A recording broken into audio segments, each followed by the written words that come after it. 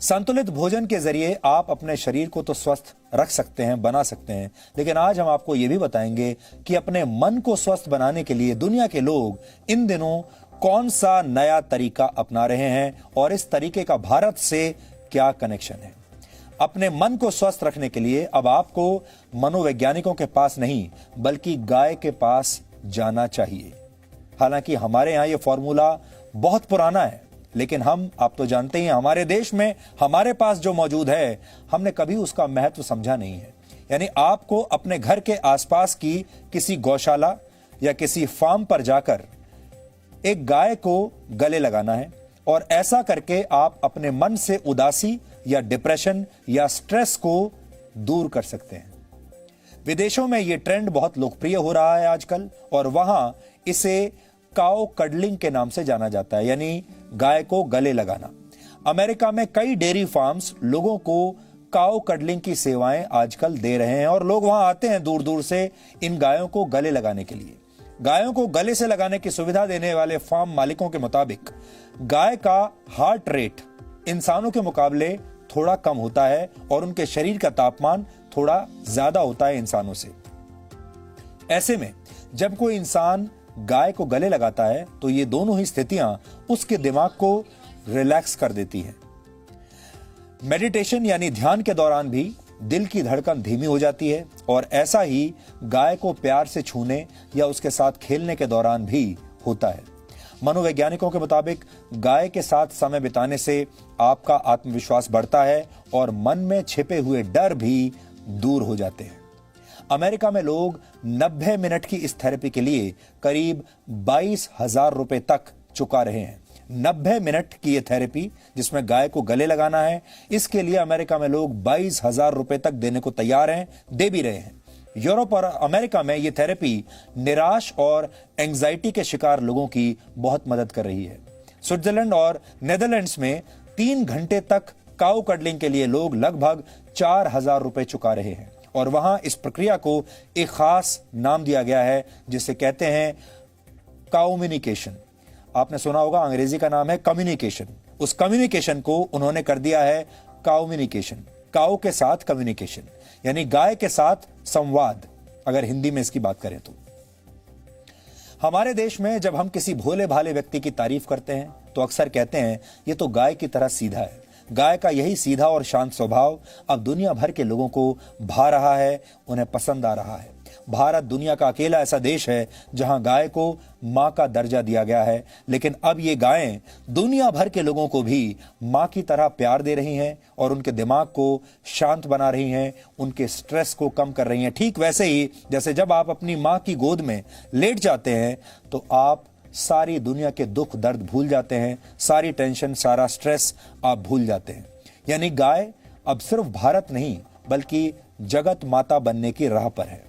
हमने गाय की इन ममता भरी तस्वीरों के आधार पर आज आपके लिए एक बहुत ही स्पेशल रिपोर्ट बहुत प्यार से तैयार की है जो आज आपका दिन बना देगी। इसे देखकर आपको भी गाय के साथ समय बिताने और अपने जीवन से नकारात्मक विचारों को दूर करने में बहुत मदद मिलेगी। आप चाहें तो इस वीकेंड पर खुद काउ कडलिंग का एक रियलिटी चेक कर सकते हैं, खुद करके आप देख लीजिए। हमें भरोसा है इससे आपको मानसिक शांति जरूर मिलेगी।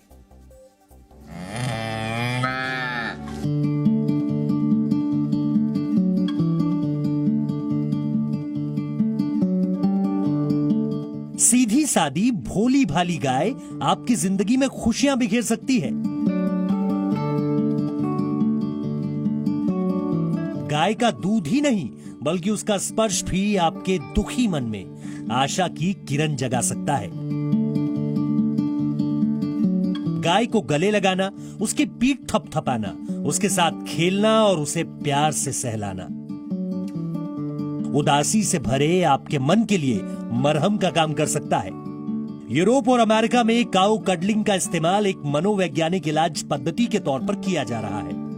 काउ कडलिंग की सुविधा देने वाले विशेषज्ञ मानते हैं कि गाय का भोलापन और शांत बर्ताव उन लोगों को फायदा पहुंचाता है जो मानसिक परेशानी के दौर से गुजर रहे हैं। बड़ों के साथ साथ बच्चों को भी गाय का ये साथ खूब लुभाता है। तनाव और एंजाइटी भरी जिंदगी में ये गायें बड़ी खामोशी के साथ इंसानों की मदद कर रही हैं।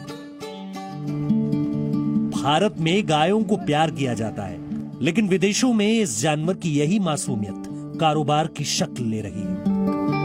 भारत के राष्ट्रपति ने वर्ष 2019 में मूल रूप से जर्मनी की निवासी फ्रेडरिक एरिना को पद्मश्री से सम्मानित किया था।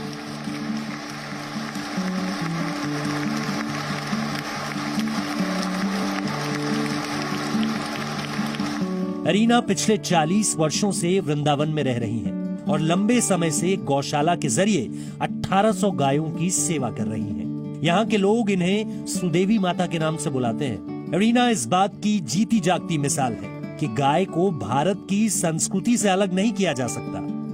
पालन करने लगे जब, तो अब इनका प्रेम का प्यार इतने प्यार बन गए, इनको छोड़ नहीं सकता। इनका स्थिति इतना बुरी है, जिसका अंदर नेक दया है, भगवान के प्रति नेक भाव है, छोड़ नहीं सकता।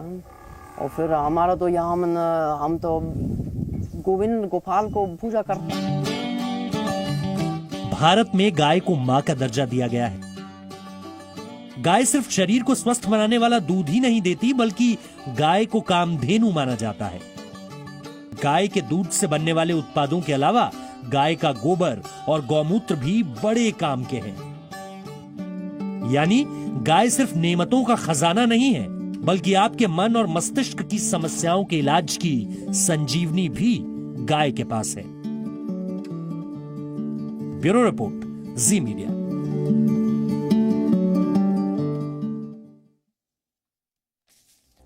गाय को प्रेम करके खुद को स्वस्थ बनाने का जिक्र भारतीय चिकित्सा पद्धति में कई बार आता है, लेकिन यह प्रक्रिया विदेशों में जाकर तो काऊ कडलिंग बन जाती है, जबकि हमारे देश में हम ही लोग इसे कोई महत्व नहीं देना चाहते। इसलिए गाय के महत्व को समझने के लिए आपको उसके आर्थिक पक्ष को भी आज समझना होगा। आप इसे काउनोमिक्स यानी गाय का अर्थशास्त्र भी कह सकते हैं। वर्ष 2012 में किए गए लाइव स्टॉक सेंसस के मुताबिक भारत में कृषि के लिए इस्तेमाल होने वाले जानवरों की संख्या लगभग 51 करोड़ थी और इनमें से 11 करोड़ गाय हैं। भारत दूध का उत्पादन करने वाला दुनिया का सबसे बड़ा देश है। एक अनुमान के मुताबिक भारत में दूध का उद्योग 6 लाख करोड़ रुपए से भी ज्यादा का है। इसलिए आर्थिक नजरिए से गाय को सबसे फायदेमंद पशुओं में से एक माना गया है। गाय का दूध ही नहीं, बल्कि उसका गोबर और गौमूत्र भी आर्थिक तरक्की के दरवाजे किसी के लिए भी खोल सकता है। गायों से हर वर्ष 10 करोड़ टन गोबर हासिल होता है, जिसका इस्तेमाल ईंधन के तौर पर किया जाता है। इसकी कीमत 5000 करोड़ रुपए आंकी गई है। ईंधन के तौर पर गोबर का इस्तेमाल करने से हर वर्ष 5 करोड़ टन लकड़ी की बचत होती है। रासायनिक खाद के मुकाबले गोबर से बनी प्राकृतिक खाद खेतों के लिए बेहतर होती है और इससे फसल भी अच्छी होती है। अर्थशास्त्र के बाद अब गाय के समाज शास्त्र को भी समझिए। ऋग्वेद में गाय को देवी की संज्ञा दी गई है। वैदिक शास्त्रों में किसी भी जानवर के मुकाबले गाय का जिक्र सबसे ज्यादा बार आता है। गाय से प्राप्त होने वाले दूध, घी, दही, गौमूत्र और गोबर को आयुर्वेद में पंचगव्य कहा जाता है, जिनका इस्तेमाल पूजा पाठ में भी होता है। वैज्ञानिक रिसर्च में भी यह साबित हुआ है कि गाय के दूध का सेवन करके कई रोगों का इलाज किया जाता है और आज भी बड़े बड़े शहरों में लोग गायों का दूध मुंह मांगी कीमत पर खरीदते हैं। गाय के दूध में प्रोटीन, कार्बोहाइड्रेट्स, मिनरल्स और विटामिन डी होता है। यह रोग प्रतिरोधक क्षमता को बढ़ाता है और लोगों को मानसिक तौर पर भी बहुत मजबूत करता है। यानी आपके शरीर को भी मजबूती देता है और आपके मन को भी मजबूती देता है। कुल मिलाकर गाय पर भले ही हमारे देश में अक्सर राजनीति होती रही है, लेकिन गाय का दूध, गोबर और गौमूत्र समाज के काम आता है। यानी गाय आर्थिक और सामाजिक तौर पर देश के लिए एक कामधेनु जैसी है।